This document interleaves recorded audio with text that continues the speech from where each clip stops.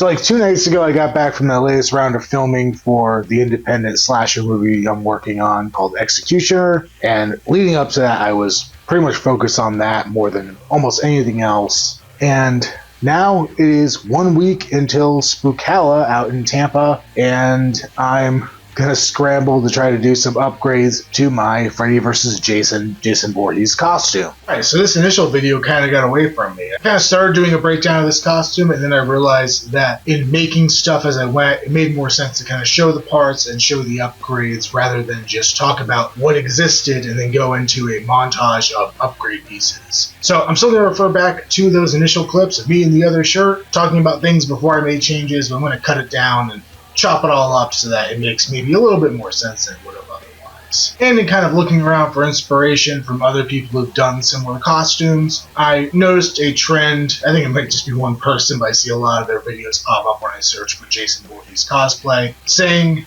you know, $25 Jason costume from whatever version of whatever movie. And, yeah, that's definitely cool, but I'm kind of going the other way on this one. So I think we're going to call this one the $1,300 Jason Voorhees costume. Now, I'm not 100% sure that we're at $1,300, but I'm relatively confident enough we are close to that dollar mark, all things considered, that I put into this costume. Hell, just 2 different components of this costume add up to almost $1,000, so really it's not that far of a stretch once you add everything else in.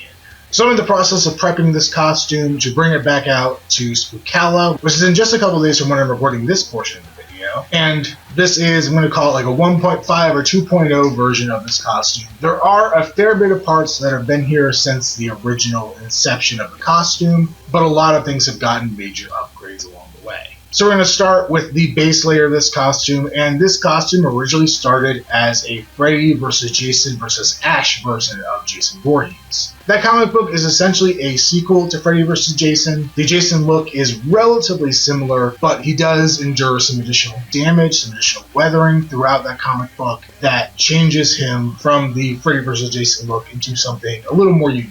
Because that was my initial starting point, some of these items are a little different from the movie version, but I'm opting to keep them. And the biggest one is the undershirt. So the undershirt for Freddy vs. Jason and for the comic is a just blue like t-shirt kind of deal. So I picked up this navy Under Armour, not Under Armour, it's like a knockoff Under Armour off Amazon. And essentially I add on this latex spine that I bought off Etsy onto the back of it. This is no longer being sold. The seller has no items listed in their cart. So it's not even worth sharing it at the moment, but I thought this was kind of a cool piece, kind of shows some damage. I believe in that comic, it's been a minute since I read it, but I think Ash maybe hits him with a chainsaw up the back or something, and you get an exposed spine. Even the very end of Freddy vs. Jason, you see Freddy just like laying into Jason's back, so this kind of works for both, honestly. This was a much paler color when I got it. I did paint it up with a little bit of like fake blood to kind of just make it look a little more gross, and like I said, it just glued onto the skin. I did do a couple upgrades to the skin for this version. One that I can't believe I never did before, but I actually went into the collar and just kind of added a little bit of weathering in here to just make it look a little more beat up. You can see a fair bit of the collar. I may do a little bit more and add a little paint to this before I'm done with it completely, but I definitely want it to look a little more weathered more because it was a pretty clean looking shirt underneath. I may also go back in and weather the very bottom of the shirt, tatter this up a little bit. The other change I made was some strategic gluing on the sleeves to basically tighten them down. Because this is a relatively heavy part here on the back, it weighs down the shirt, it pulls it back. So basically the front of the collar is usually like right up against the front of my neck. And that doesn't really bug me, it's comfortable enough. But one of the things I was seeing is that where you could see it through the back of the costume with the new sweater I was using, you were actually seeing a bit of skin because this is pulled down so far, the mask didn't go down low enough, so you can see a gap between the bottom of the mask and where this back piece started through the hole in the back of the costume. So in doing this kind of tightening up around the arms, it pulls everything in tighter so the spine sits where it's supposed to sit on the back of my neck and there's no gap there. So an important but not really part of this whole thing, a very less seen bit. The next layer on here is the tattered up sweater. So this is the middle layer that Jason has on him, and this piece is brand new for this version of the costume. The sweater I initially used was this one, which I do like and I may use in the future. I honestly thought when I was first looking at making the Jason costume, before I found some really good reference photos and things, that he was wearing his mother's sweater, which I thought was a cool detail. I kind of would like to see that officially on a Jason costume. like, not that Pamela is the same size as Jason, but to have this tattered up, worn out thing, and just that whole, demonic mama's boy kind of deal. So I picked something that's kind of similar to Betsy Palmer's sweater in the original movie, and I weathered it up similar to how the shirt is weathered in the movie. However, this new one is a little more accurate. It is more in the style of what he actually wears, more just like gray pullover that's been heavily weathered. Has stuff ripped up all over it. In fact, I'll throw in a clip of me weathering it here. This is kind of an awkward setup for doing this, but I wanted to show one of my favorite tricks for weathering costumes, which is my Leatherman tool, and more specifically, this little saw attachment. So I have something like the under sweater for Jason here, or the mid sweater, whatever you want to call it. This is just like a cheat code.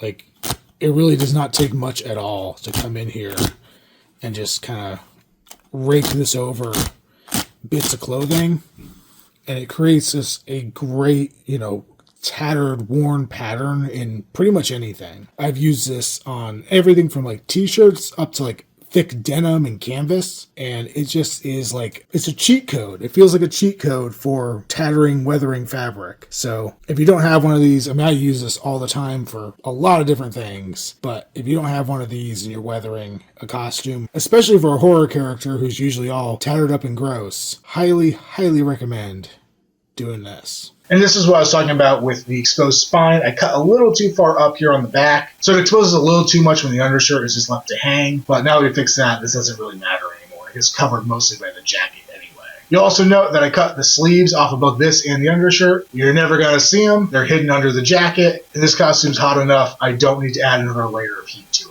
Changing it up real quick, I have the pair of pants I wear with this. And these are not accurate. They're just a weathered pair of black cargo pants. They've just gotten all torn up, all gross looking. I don't really care about these being movie accurate. People are just going to see that he has black pants on, and that's probably good enough. Next is one of those two items that was the most expensive on this costume. This is actually the second most expensive part, and it is the burlap jacket. This is the outer layer that Jason wears, and this was made by Horror Effects Designs. I bought it off of Etsy from them, and it is a very nice rendition of this really gross jacket. There's a lining on the inside, it's all dirty burlap on the outside. I did cut up the back for the spine being seen, so that is there as well. And this piece was $300, so definitely a bit of an investment into this costume. During the initial version of this costume, this was the most expensive piece. More so than the under mask I used, more so than the hockey mask, any of that. This was probably close to half the budget of the initial version of the costume I made. Alright, we're going to cycle through a couple of the less interesting things before I get to the other cool stuff. So next up are these gloves. These are just like fabric gloves you can get off Amazon. And I took them, they're kind of flesh tone color, and I painted them with like grays and blacks and everything.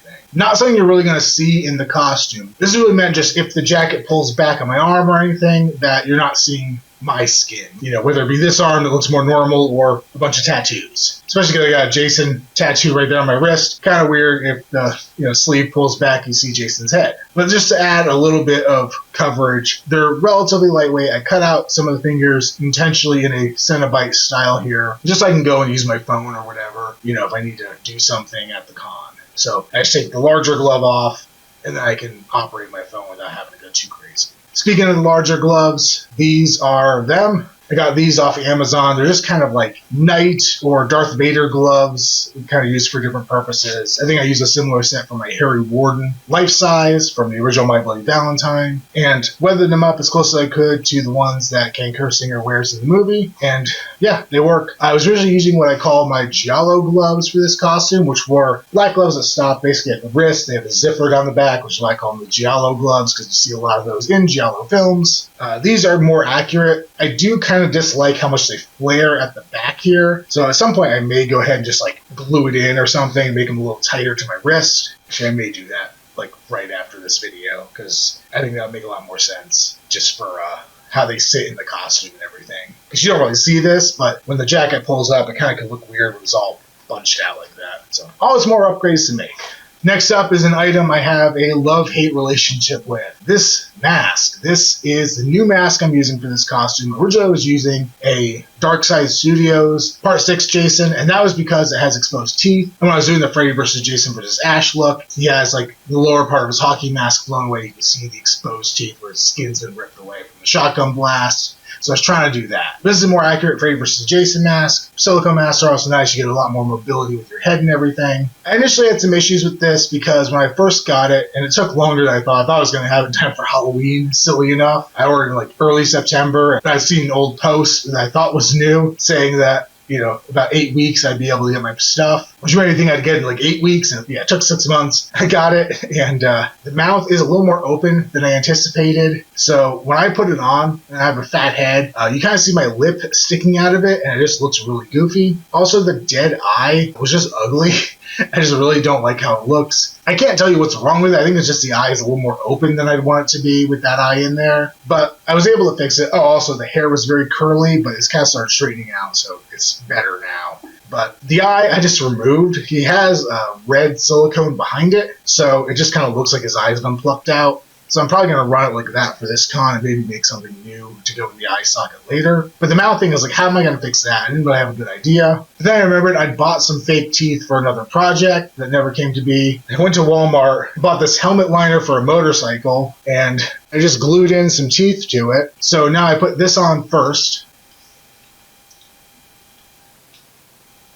I wouldn't have my glasses or my nose ring in for this, but put this on first, pull the mask over top, and then line the teeth up with the opening of the mask. So then it looks like Jason has teeth instead of my skin poking out from inside. This also helps because pulling a silicone mask over long hair can be a little bit painful, so this kind of allows the mask to go on a little smoother. It adds another layer of warmth and discomfort, and honestly may end up cutting the top off this, like my hair out. I will admit, all these layers on, compound with the fact that the eye hole in this to look out of is relatively small, very tight to my eye, and then a hockey mask on top of that. I notice with my contacts in, my vision is still blurry, and I think it's because there's so much pressure on my face during that. So this may be the thing that needs to get changed so that I don't have all that. Also, I don't need this if I keep the hockey mask on. I just have a full face silicone mask. I want to be able to take the hockey mask off and have that additional bit to the costume. But it's not as critical as some of the other parts. And the mask is the most expensive part of this costume. This was $600 from Beyond Disgusting Studios. So like I said, between this and the jacket is almost $1,000 unto itself.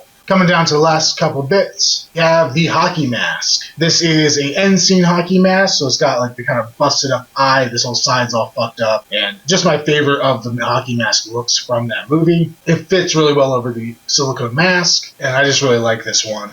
I don't know who made it. I've had trouble reading, who wrote that inside there, so if anybody knows whose mark that is, let me know. I believe I bought this at Days of the Dead Atlanta one year, and, I don't remember how much it cost. I'm guessing based on prices I've seen, what I probably was spending back then, $60 to $80 probably what I spent. I could have spent more, but I would guess around that range, just with my budget at the time.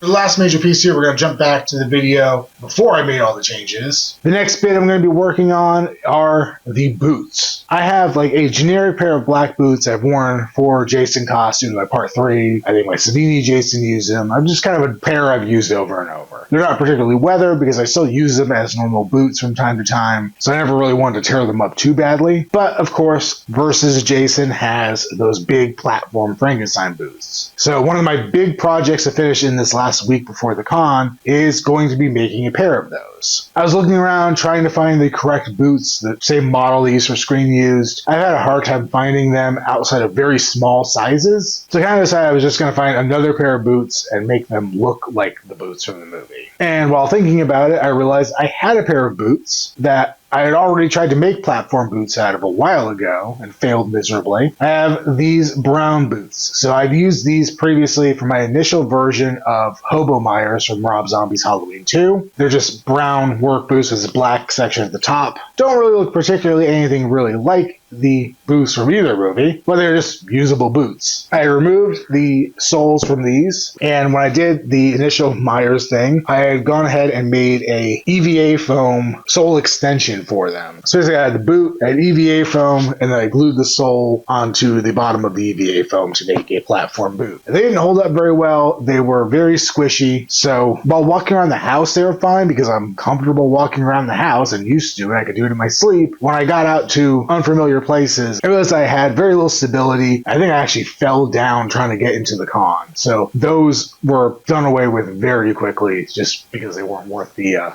potential injury. I'm going to try doing this again with a little more rigid of a platform. So I got a 2x6 board. I'm going to cut at least 2 layers of the 2x6. Sure, it's like 3 inches added because lumber's stupid and isn't the dimensions it says it is. So I'm 6 foot tall on a good day if I'm actually standing up straight. So add another 3 inches to that, plus, you know, the thickness of the boot or whatever. Not terrible. I might do a 3rd layer. I just worry it's going to be too extreme. But my plan this time is to actually like screw the soles onto the board so that hopefully it'll be a little more robust. One thing you may be noticing is that this is a brown boot, not a black boot like the movie. So I've picked up some leather dye and started dyeing the first boot, at least here. You see the tongue is still brown, but I'm going to try dyeing these. I'm probably going to hit them with some spray paint afterwards just to try to like pick up any of the stuff. Like it's not doing the, must be synthetic string or thread that's holding these together. So parts of it aren't really dyeing very well, but at least I'll get mostly there and hit it with some spray paint to kind of give it a little more. But actually dyeing it would be better than just hitting it with paint that might peel off or whatever. I am going to bring my normal black boots as a backup because I'm not 100% sure that this is going to actually work, but we shall see. So for the boots, I cut out 2 of these for each side. I decided to go with 2 because I don't think I'm going to have enough time to test these enough before the con, so I don't want to have like a massive stack. Even that is a pretty significant height boost anyway. So basically taking those, I'll flip them over here.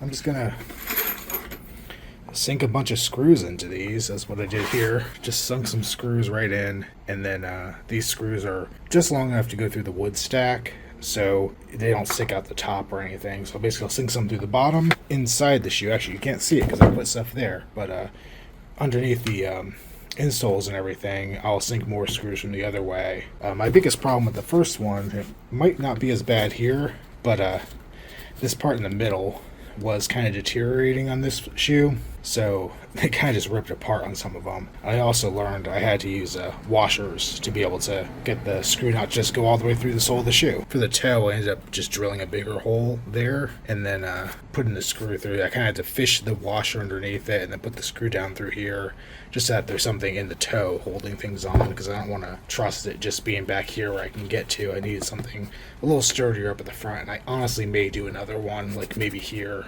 Alright, so I did end up adding in the second one up the front, and then you can see in there, that's what we got going on. So hopefully that'll be enough to suspend the thing. So this is pretty rough right now, so I'm going to take an angle grinder later and get it to match the shape a little bit better, and I might need to do something about the very toe of that, but it's getting there. So still a lot more cleanup and paint and everything to do, but it's starting to become a pretty respectable looking set of Frankenstein boots. Alright, so I apologize for being disgusting, covered in sawdust and sweat, but I got the boots roughed out, so it's a little uneven around this, but I don't really care.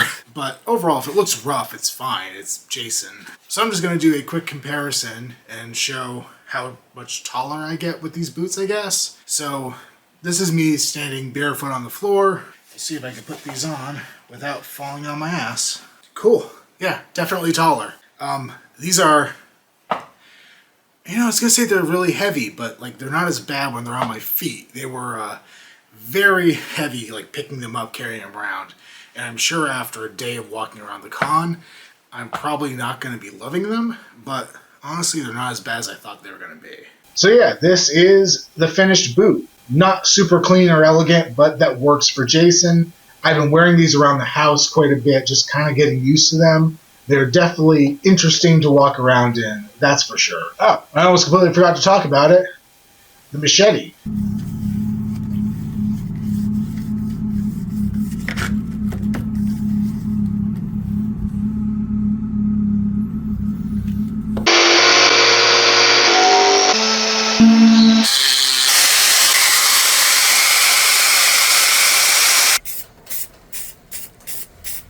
So this is a prop machete I made. It is basically a wooden blade. Actually, it's all wood except for this blade guard, which is made of polycarbonate. So it should be totally con safe. It's very lightweight, but it also is it's pretty cool. I've had fun playing around with this. May still weather this up a little bit. I think I'm going to put some blood on it before I go, but pretty excited about how this turned out. I will probably bring this with me, but I don't know if I'll carry it around.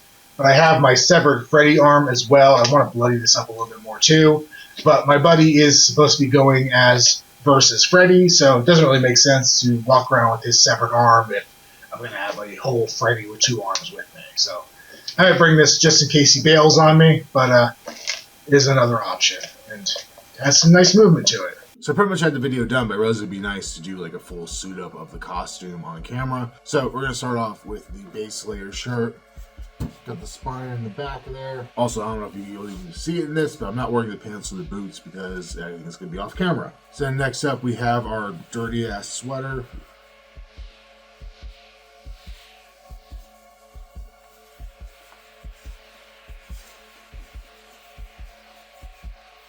You just got to make sure this one little bit kind of hangs out over the front. And the next bits are usually these gloves here, just because they're going to go under pretty much everything else. So I just pulled them up all the way, and then I realized that I probably don't need to have them pulled all the way up because you're really never going to see the upper part of my arm. It's really just the forearm I'm concerned about, but whatever. Doesn't matter all that much. Then we got our burlap jacket.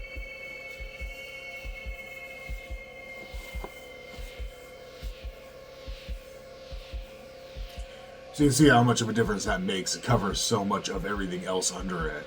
But, you know, you see where the sleeves are kind of torn and stuff. It does help to have these other gloves on. Okay, now I gotta take my glasses off and then do the head sock.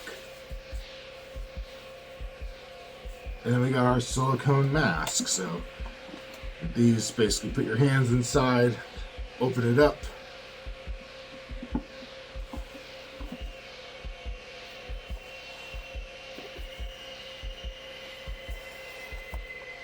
So I think the teeth are a little off, but I'll do that better when I can actually see what I'm doing because I don't have the contact in. And then you can do the hockey mask.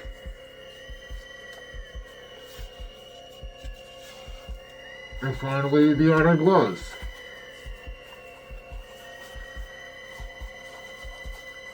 And there it is. I can't really see, I can't really hear, I can't really talk. This is gonna be fun.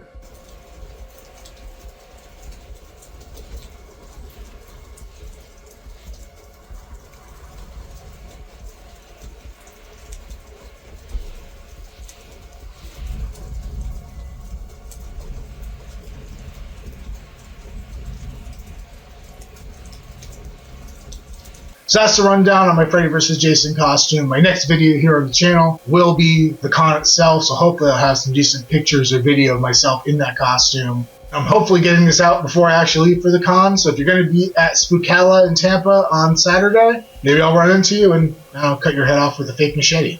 Later.